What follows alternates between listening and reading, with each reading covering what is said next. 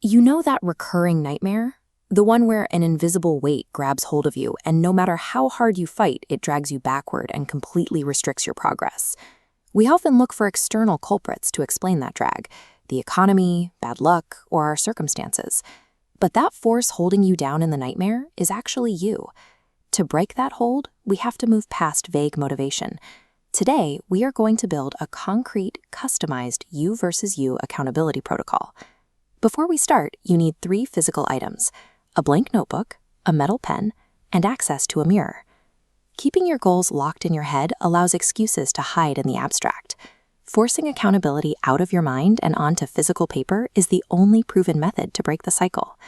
Step 1 happens at the mirror. Look directly at yourself. We are going to conduct a physical audit of your victim mentality. Open your notebook and draw a firm, solid line straight down the middle of the first blank page.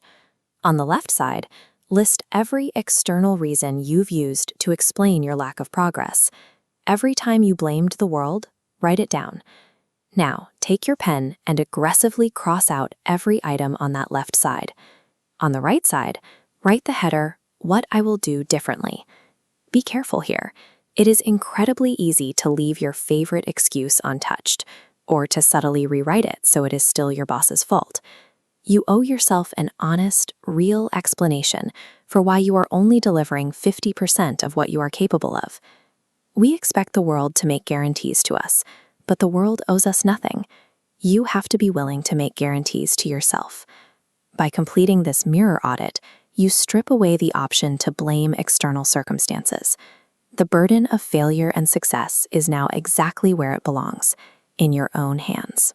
Now that we've isolated the problem, let's set some strict behavioral boundaries. Turn to a fresh page. At the very top, write the words "no more" in all capital letters. Underneath that heading, list your top 3 discipline killers.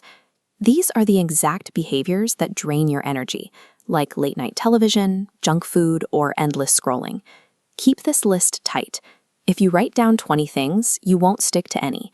Target only your very highest friction daily distractions. Relying on momentary willpower always has a failure rate.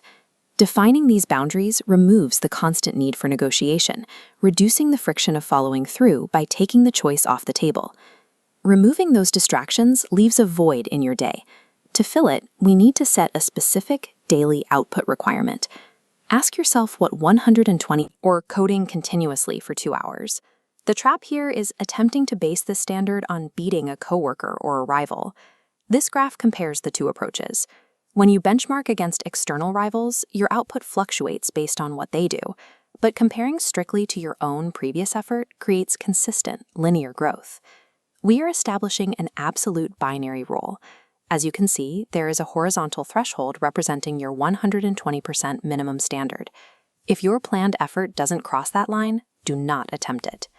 No coach, trainer, mentor, or boss is ever capable of enforcing this high personal standard on your behalf.